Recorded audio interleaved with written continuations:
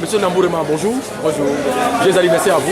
Merci. Vous êtes le vice-président de l'ANC. Oui. Aujourd'hui, la jeunesse du parti a organisé une causerie débat et sur le thème la conception de la liberté à Blondé. Qu'est-ce qu'on peut retenir dans tout ce que vous avez donné comme communication? Ce qu'on peut retenir, c'est que tous les peuples aspirent à la dignité, à la liberté, à l'indépendance. Et le terme ablodé, c'est sa signification fondamentale. L'indépendance, la liberté pour tous les peuples, pour tous les hommes. C'est ce que nous avons voulu expliquer aux jeunes. Que ablodé n'est pas un slogan contre nos propres frères, contre des individus ou des groupes d'individus. C'est contre la domination coloniale, l'exploitation de l'homme par l'homme. C'est pour ça que ablodé a été appelé. Dans votre communication, vous avez retracé un peu l'histoire de 46 jusqu'à 2 jours. Vous avez trouvé des anomalies. Des anomalies? Oui. Oui. Des anomalies lesquelles? Mais j'ai dit aucune œuvre n'est humaine. Aucune œuvre humaine n'est sainte. Les hommes commettent toujours des erreurs. Personne ne peut dire que ceux qui se sont battus pour l'indépendance n'ont jamais commis d'erreur. Ce serait raconté d'une époque. Des erreurs peut-être ont été commises à l'égard de certains de nos frères. Tu comprends?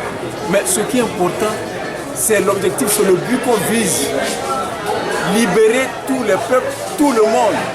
Même ceux qui ne participent pas étaient esclaves, eux aussi. Ils ne pouvaient pas décider de leur propre sort. Ils recevaient les ordres des autres. C'est ce que nous ne voulons pas. Et même, c'est pour cela qu'eux-mêmes, ils ont compris. Ils ont dit qu'en 56, c'est ablodé vie. Ça veut dire que ablodé, ce n'est pas mauvais. Mais s'ils ont voulu ablodé vie, et nous, on a voulu ablodé Badja, est-ce que ça peut être un problème? Pas du tout. Donc le message, c'est que ablodé, ça veut dire liberté, indépendance. Et ce régime que nous vivons depuis des décennies a démontré l'urgence de continuer à se battre pour se ablodé.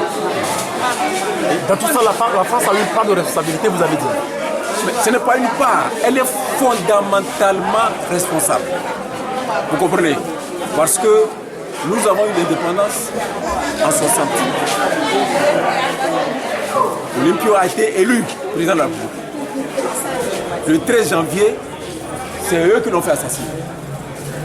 C'est les soldats de l'armée coloniale démobilisés en Algérie. C'est eux qui sont venus l'assassiner. Ce n'est même pas un coup d'état classique où c'est des soldats de l'armée régulière. C'est des démobilisés d'Algérie qui sont venus l'assassiner. Il y a des morts lui-même inclus.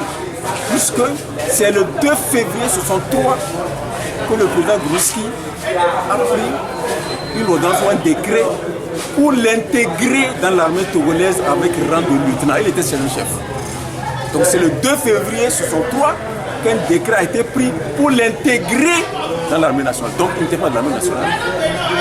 Donc on l'a assassiné à son tour. On a ramené Grousski de Cotonou, on l'a installé. On l'a légitimé par une élection du 5 mai 63. Mais 4 ans après, les mêmes ont déposé Grousski. Ils ont mis le colonel Dadjo le 13 janvier 67. Le 14 avril 67, ils ont déposé Dadjo et il y a des membres qui le pouvoir. Pendant 38 ans, il meurt, on met son fils. Vous comprenez? Donc, je n'invente absolument rien. La France est derrière tout ce qui se passe. C'est normal, parce qu'ils veulent que nous soyons leurs esclaves. C'est à nous de nous libérer. Ce n'est pas à la France de nous libérer, c'est à nous de leur démontrer que le Togo, c'est pour nous. Vous avez également parlé d'un coup d'État ou tentative de coup d'État avorté. En 61, il y a une tentative de coup d'État avorté. Les gens ont été arrêtés, les armes à la main. Il y avait même eu 2 morts qui ont attaqué la résidence du président. Donc à l'issue de ce coup d'État manqué, des gens ont été arrêtés. Certains ont pris la fuite. Tu comprends? Bon, ces gens ne sont revenus, ceux qui sont en fuite ne sont revenus qu'après l'assassinat de Olympio. Mais ceux qui étaient en prison, que les politistes racontent que c'est eux qui nous ont libérés, quand ils ont tenté d'assassiner Olympio, c'est la France qui était à la base. Les magistrats au Togo, c'était des magistrats français qui n'ont pas voulu connaître du procès. Les gens qui ont été arrivés, soit disant que c'est une affaire entre les Togolais. C'est pour ça qu'ils sont restés sans procès jusqu'à l'assassinat.